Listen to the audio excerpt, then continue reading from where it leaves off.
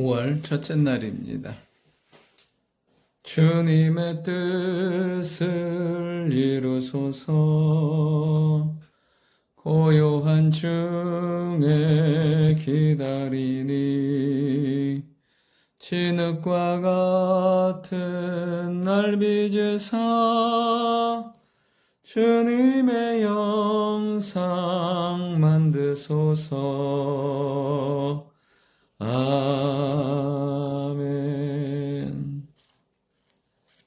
하나님 말씀은 예레미야 26장 1절부터 15절까지의 말씀입니다. 예레미야의 말씀은 이스라엘 백성이 이제 하나님께 범죄함으로 이제 남유다조차도 이제 바벨론의 멸망을 앞두고 있는 시점에서 예레미야를 통해서 백성들에게 끊임없이 회개를 촉구하고 주께로 돌아오기를 말씀하고 있습니다. 오늘 말씀 가운데 우리가 알 수 있는 것은 무엇이냐면 회개와 회복에는 늦은 때는 없다는 것입니다. 어떤 상황이라도 주께로 돌아가기만 하면 하나님은 그 삶을 회복시켜 주시고 은혜를 베풀어 주신다는 사실입니다. 오늘 1절에 보면 유다의 왕 요시야의 아들 여호야김이 다스리기 시작한 때라고 말씀하고 있습니다. 요시야는 이스라엘 민족 유다에 있어서 하나님 앞에 온전히 깨어있던 사람이었고 온전히 예비하려고 했던 사람이고 민족 자체를 하나님께 돌이키려고 애썼던 사람이었습니다. 그러나 그들을 향한 하나님의 진노하심이 너무나 크고 히스기야의 교만과 므낫세의 범죄함으로 말미암아 하나님께서 그의 뜻을 돌이키지 아니하시고 하나님께서 심판하기로 작정하십니다. 한 사람 요시야가 있어서 영적으로 개혁하고 돌이키려고 했지만 그 시대에는 경건과 하나님을 향한 예배가 유지가 됩니다. 그러나 요시야가 지나자 죽자마자 또다시 그들은 무너지게 되는 것을 보게 됩니다. 한 사람의 영향력이 얼마나 큰지를 요시야를 통해서 알 수 있다는 것입니다. 우리 한 사람 각자가 깨어있음으로 말미암아 나를 살릴 뿐 아니라 내 주변도 살리는 그런 영적인 은혜와 능력과 힘의 사람이 된다는 사실입니다. 오늘 본문을 보면 이제 요시야의 아들 여호야김이 왕이 됩니다. 사실은 그 중간에 여호아하스가 있어요. 근데 여호아하스는 약 3개월 정도 다스립니다. 그러니까 요시야가 죽은 지 3개월 정도밖에 되지 않은 시간이었습니다. 그때 하나님께서 그 위기의 상황, 그 절망의 상황, 요시야라는 믿음의 사람이 사라진 그 상황 가운데 하나님께서 이렇게 말씀하십니다. 2절에 보면 여호와께서 이와 같이 말씀하시니라 너는 여호와의 성전뜰에 서서 유다 모든 성읍에서 여호와의 성전에 와서 예배하는 자에게 내가 내게 명령하여 이르게 한 모든 말을 전하되 한마디도 가감하지 말라. 그들이 듣고 혹시 각각 그 악한 길에서 돌아오리라. 그리하면 내가 그들의 악행으로 말미암아 그들에게 재앙을 내리려 하던 뜻을 돌이키리라. 아멘. 오늘 이 말씀을 통해서 알 수 있는 것은 무엇이냐면 하나님은 정말 그들을 진노하시고 심판하기를 원하시지만 하나님의 말씀을 듣고 돌이키면 어떻게 해요? 심판을 내리지 아니하시고 다시금 그들에게 하나님의 은혜와 은총을 주시겠다고 말씀하십니다.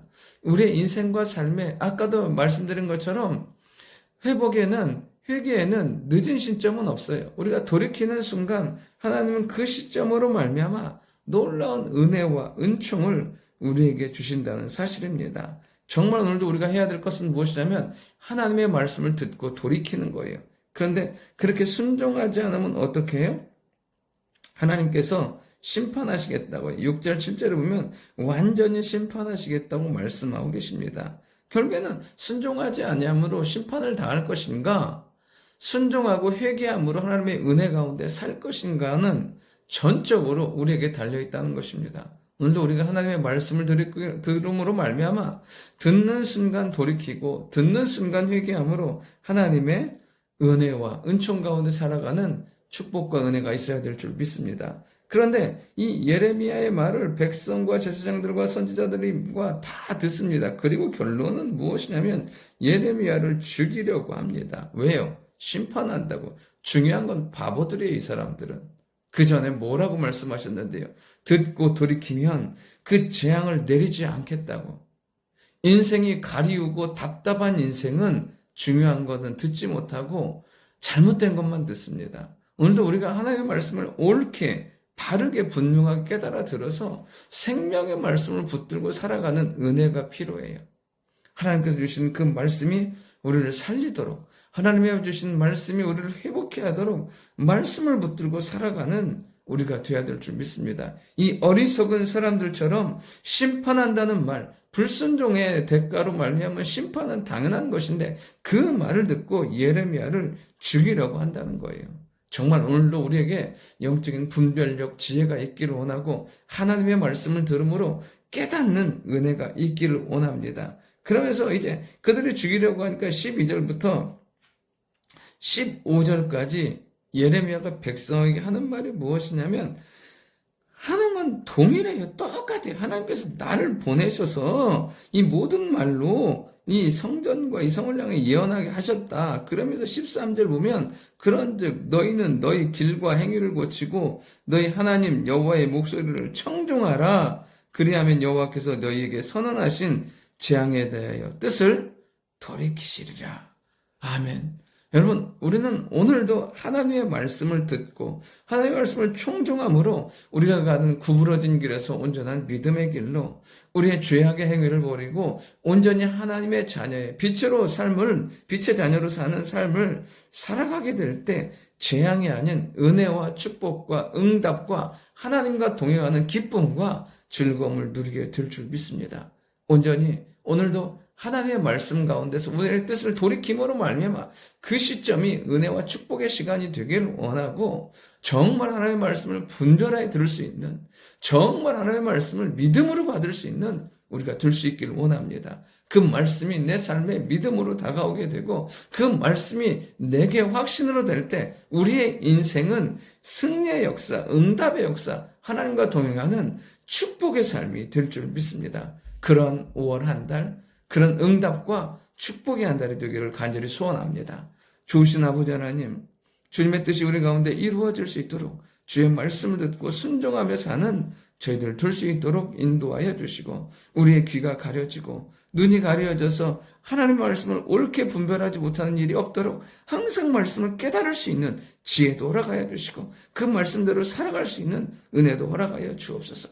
그래야 할 때 하나님의 응답하심과 역사하심과 인도하심을 경험하는 축복의 하루, 축복의 5월, 응답의 5월 될 수 있도록 주님 역사하여 주옵소서. 감사드리며 살아계신 예수님의 이름으로 기도드립니다. 아멘.